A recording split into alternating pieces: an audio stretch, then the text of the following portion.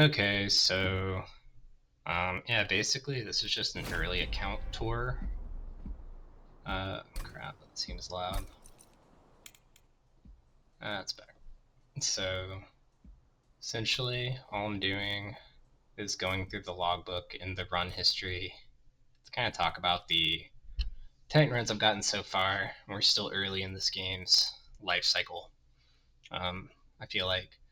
So in terms of Covenant 10 wins right now, I think I actually have the most on the Banished. Both times I ended up getting to the Titans, but I think I just couldn't quite pull it out. I might not have had enough health or something. But I think I've also learned a lot since I did these, so I might have been able to pull those out now, knowing what I know now, but we'll see. I did have a really fun Banished Talos run, and I'm going to show that on my run history. I actually remember this one pretty well. This is I had the Mikhail's Pyre. Um, I'll just talk about it when we get there. The Pyreborn, I actually think that Phoenix is actually kind of a weak champion. Personally, I think the Slay Path here is unplayable.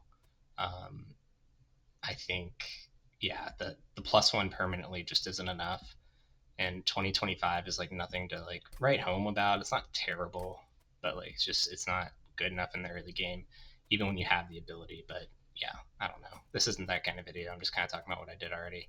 Um, so the I don't exactly remember this one, but I think it was one when this one was just honestly almost a solo Pyroborn run with Umbra just kind of also just hanging out.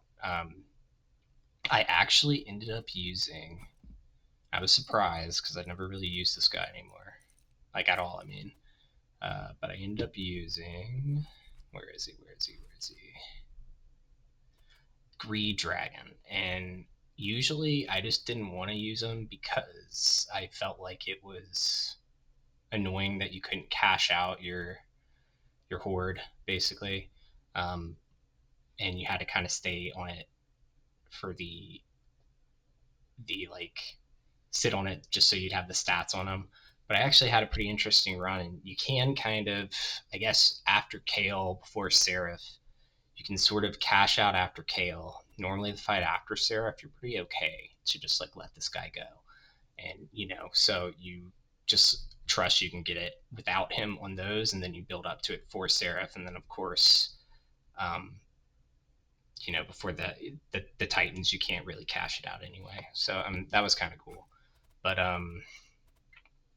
this one, oh, this was basically just I think on the in camp part of Lion's Mane. Honestly, I haven't played under Legion that much, but I really do think that they're probably the strongest of the new clans. I think the other ones all have stuff that they do, but I don't know. I feel like everything under Legion does is really powerful. Propagate is kind of busted, um, but yeah, Lazarus League. I like them as a supporting clan. I had one run that I feel like got really close and might have died to Seraph, um, because I think it was Savagery Seraph, the one that gives you 2 melee weakness.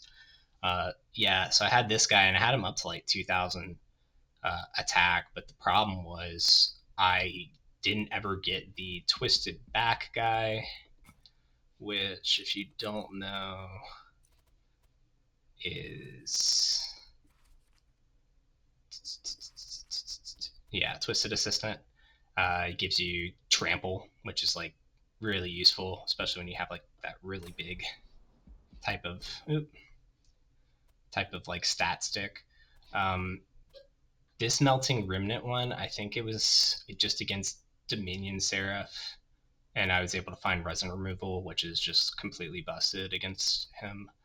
The Awoken Hellhorn one, I'm not sure I remember. I think this one was my first one, and it was actually with Soulguard, so I don't know how the hell I did that because at least in Monster Train 1, I thought Soulguard was one of the weaker champions. He felt fine here. I think I ended up just. Oh no, I know what it was. Soulguard with this Crown of the Eternal relic is actually pretty good. I was surprised because I just remember him kind of just feeling bad. But Honestly, Soulguard, when you get him like to level 3, he's like 150 health or something, or he can be. I don't remember exactly. Yeah, he gets up to 70. He can get to 120. That's what I normally did. I would do the stack one where he at Titan channel. You do that, and then you just throw a one cold channel level. That's just really nice. Um, I don't think this one's anything to write home about, but honestly, I feel like two Titan channel, one cold channel is really nice, or two cold channel, like one Titan channel would probably work as well. There's also an equipment that is really good on him too. I don't know if this one's playable. I haven't really tried it.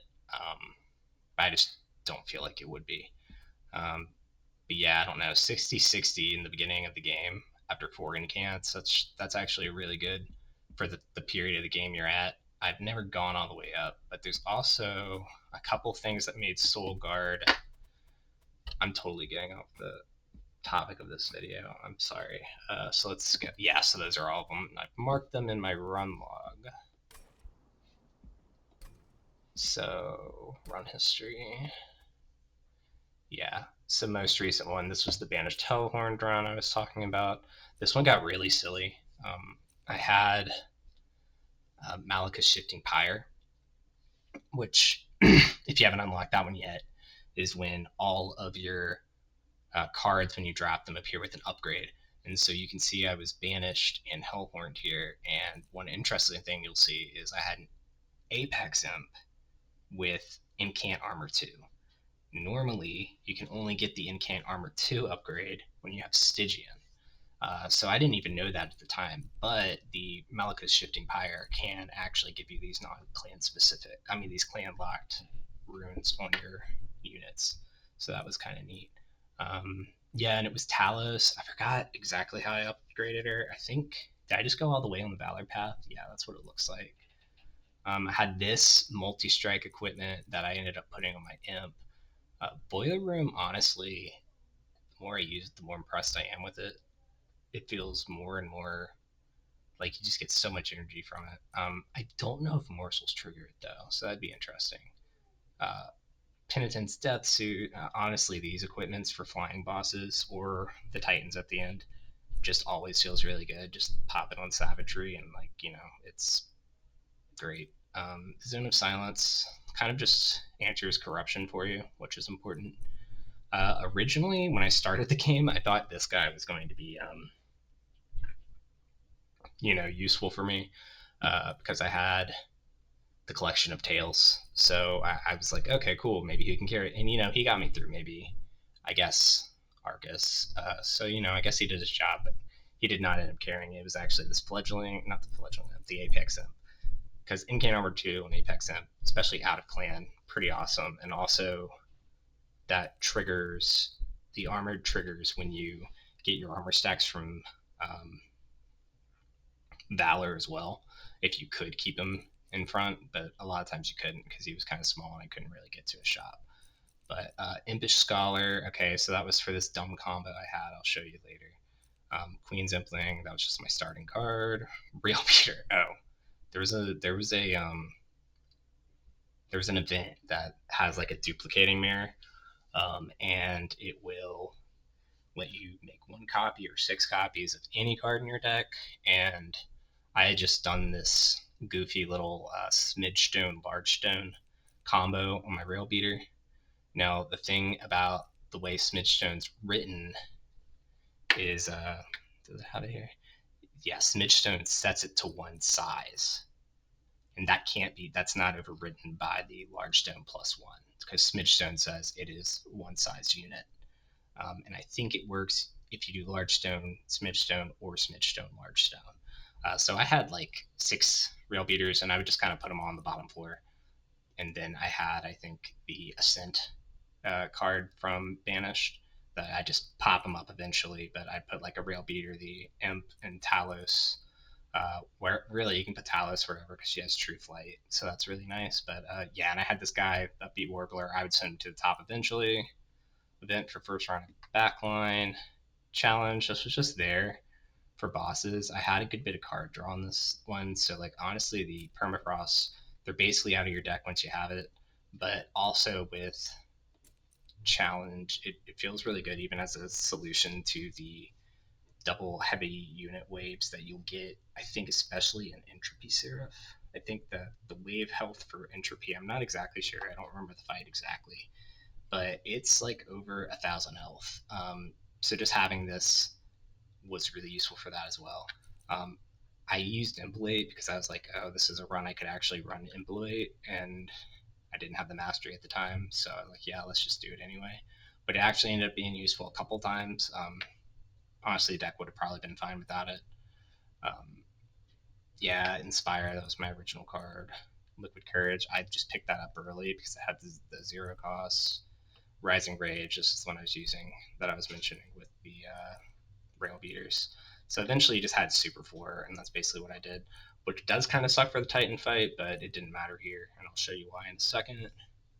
This was just a nice first round spell to throw out. You could leave your Apex Imp in front, and that was kind of the idea here. You just leave the Apex Imp in the front, let him use his Valor to gain some rage after he gets the armor there, because the damage shield will block the armor loss and he won't die. And then I also had One Horn's Tome, Permafrost, and Double Stack. So basically, you could play it whenever you needed it. And I would kind of just leave the Apex Imp with his, Incant armor scaling and Valor armor scaling. I got him up to like times 10, and he was like 120 times 10 attack. It was actually super funny because like when he was attacking the Entropy boss or Seraph, I think at one point, it actually has to show the animation of him attacking 10 times. So it's like, and it was just like sitting there attacking it for way too long. He just looked like he was like waving his hands at it after a point. It was funny. Okay, so other one, the Awoken one. This run, trying to, yeah, I just went nuts on the imps, honestly. And also, again, did I mention this? I guess I didn't get it. What is it, Archie? I didn't get it on this run, I guess. Thought I had the crown, but no, I did have this one, Emblem of the Exiles. That one's really good. I think this was Awoken specific too, so that was nice. I had the double summon, and then at that point, I think I just pretty much, because all this, I got all of this from I think the Arcus event, these three, and I bought this one. Yeah, that's what happened. Yeah, so I got really lucky on that Arcus event, and I was at really high health. So yeah, that one was pretty good. Had its sentient spikes and the cultivate. The nice thing about that is this basically makes your sentient like also a draw relic, which is just kind of nice, honestly. Just the extra draw. You can take more cards, which is just always kind of nice. And I had Herzls, yeah. So that's this. Pyreheart, I feel like usually says, "Hey, take space after the first boss and then figure out for the next one." So obviously I took space first here. Now I'm not saying that's always right. I'm saying that's usually probably right because it gives you extra energy for your deployment. Now I have played some where you don't really take space, but I don't know. They did a good job this game of the space draw and energy thing because I remember last game it honestly just felt like you always wanted draw. Um, but honestly, the deployment phase really kind of changes that dynamic a bit because now you really do want more space a bit more. But yeah, obviously it kind of just also did a lot of dumb, uh, imp shit. Demon Fiend with the Smidge Stone. Another cool thing about this was he kind of got me through early game. I don't really think he ended up being that big of a deal later, but because later I think I was just doing too much imp stuff. But yeah, you can get him, and then if you get Overgrown Carapace, again, Smidgestone overwrites the size gain. So he just gets 20/20 every round. If he's on a floor that has a space, and that is one thing, you have to make sure he has one space open. It will not trigger if the floor is otherwise full, which is a little annoying, but whatever. I had a Husk Hermit and a Shattered Shell. I forgot exactly how I got both of these. I think one was just on a draft, and I just said, whatever, I'll take it. Welder Helper, I think I just took him because I was not getting things up to the top. So honestly, if you have that, really just getting some of these little totems from them is just kind of fine. I don't know. They don't feel as bad as they did in the last game. Transcendent had 3 endless dualism transcendence, which was absolutely nutty, especially with this, and that's kind of what I ended up sort of winning off of. Um, Also had in the box. Some of this stuff I'm taking because I still don't have everything mastered yet. This might have even been my first Cub 10 win with Awoken at all. So what else do I got? The Pyreborn Umber one. I talked about this for a bit. Um, this is the one where realistically I just went big money, buy a ton of artifacts, and this is how I normally win with the Pyreborn. This or the just the Pyrogel thing, because yeah, also you end up kind of half doing it when you do the big money anyway, because you end up getting all those like tier 1 relics after you cash out your horde. And that was the run where I said Greed Dragon actually felt really good. And again, I think I slept on the Avarice upgrade, but like you can just kind of throw it on stuff. Like I think I had this Miser in the beginning. Yeah, honestly, I was surprised how much I liked just Large Stone and just yeah, give me more money on Miser. And then basically I just kind of use that to buy a bunch of artifacts, buy whatever upgrade. Um, yeah, and I just ended up kind of just taking a bunch of stuff.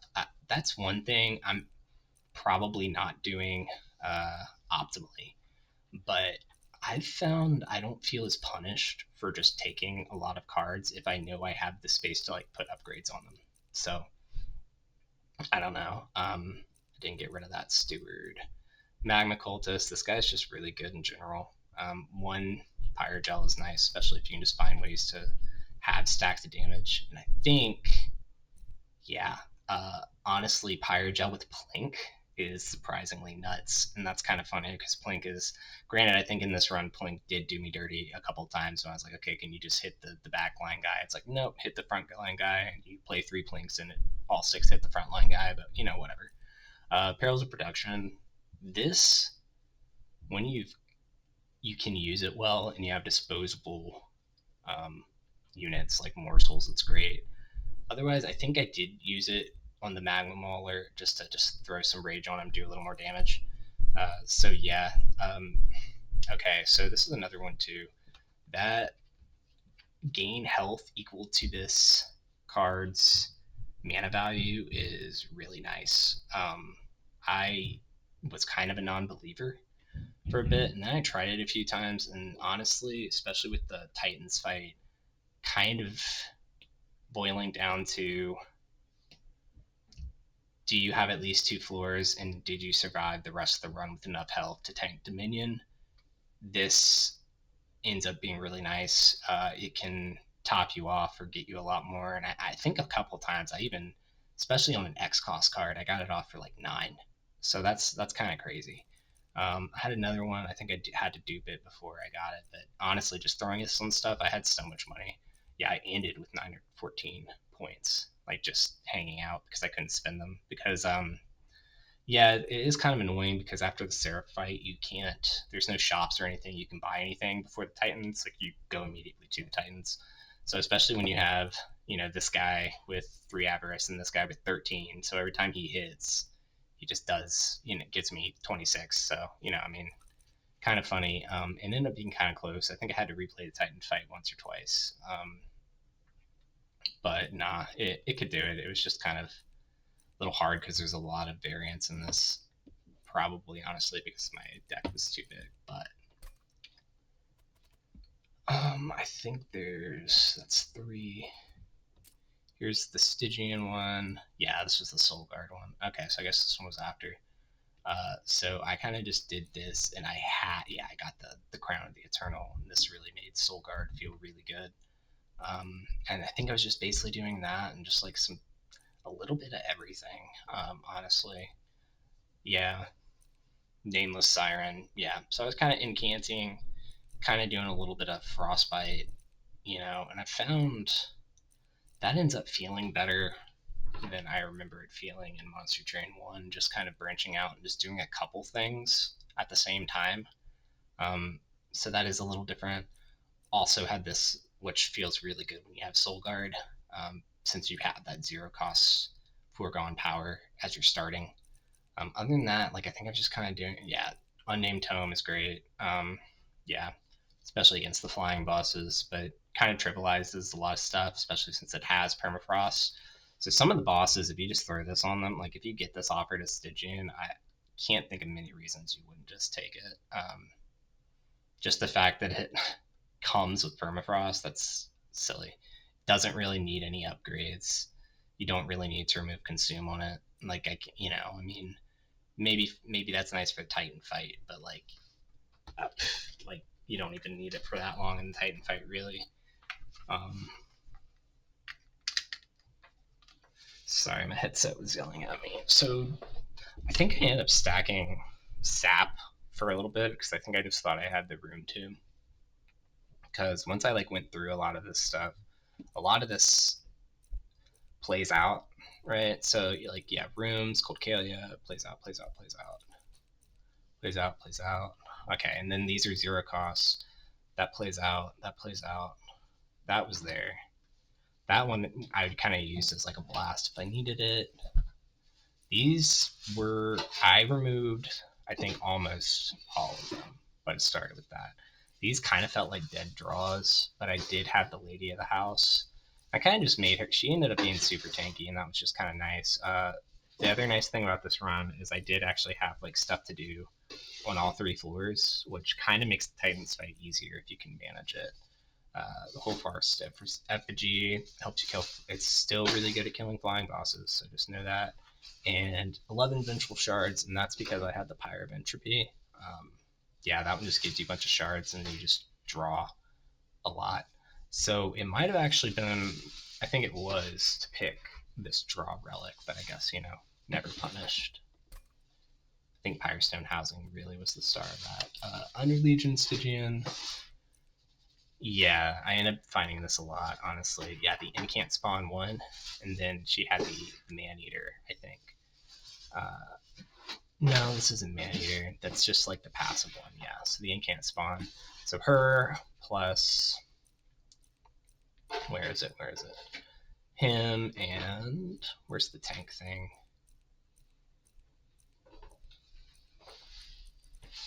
I know I had it. Spore Launcher. Yeah, it's really good. Spore Launcher, really good. Especially with this particular Madam Lion's Mane. Because she spawns, you make decay, and this is she gives them +3 stacks. So whenever you throw it out, they're getting 5 stacks of decay every time you spawn. You have the cluster kernel who, spawns 4 at the end, so that's 12 stacks of decay every round. Was that right? +5. Oh, it's 20 stacks of decay global on the whole floor. Now the one bad thing I've noticed about decay is it does tick after the combat. It doesn't tick before. So you do sometimes take some damage from your units here, but I think I just kind of got around that with some um, of this. Where ideally you would have a quick sweeper or something. I don't think I ended up getting that in this, and I did look for it. But I also had the I had 5 of these again. I think I used that. I don't know. I'm guessing I just made a lot of these from that event. Because honestly, yeah, I went double space. Getting everything 30 regen turns out still good. Bursting Winds, glow up, just propagate. Propagate was really good because technically the troop stacks can propagate, which honestly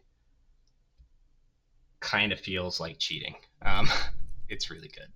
Uh, but yeah, more decay. I just got this, I think, to master it. And was that the last one? Nope. Wait. Yes. Nope. That was one of the challenge runs. Uh,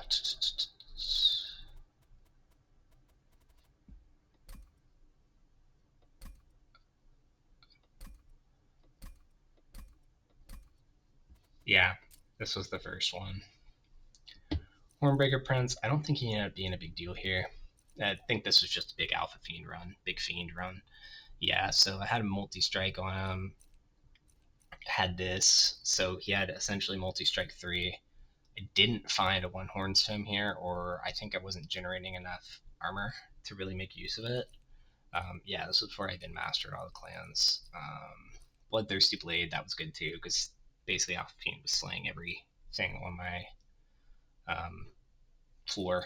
I think I just picked up Big Sledge thinking maybe I could get it to work, but I don't think it ever lined up for me. Yeah, these I was really just trying to remove the primitive molds and the molded. I think I started with them. Yep.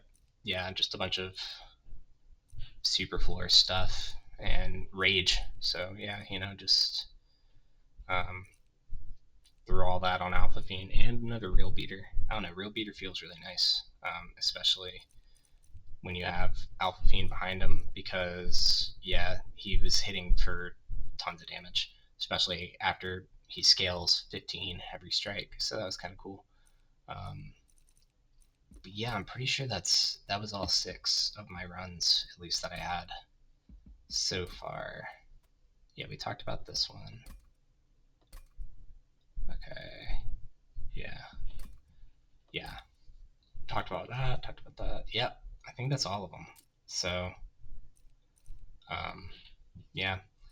Uh, yeah, I've been having a lot of fun with the game so far, and honestly, probably going to keep playing it a lot. Yeah, these deck builders are kind of perfect stuff to me. I also did do all the dimensional challenges. Honestly, they were fine. I feel like they were honestly like a lot easier than Covenant 10. Um, where last time I feel like some of the challenges in Monster Train 1 were like really torture. So yeah, I have unlocked all of the stuff except for the Defeat Titans Thought Clan combinations of Covenant 10. Not sure if I'll do all of them, but I'm probably going to keep trying. And I might start recording myself doing more runs just to get some of them because I don't know, game's pretty fun. Sometimes the decision making is interesting, and I don't think it's solved yet. So yeah, if anyone watches this, thanks. Yep.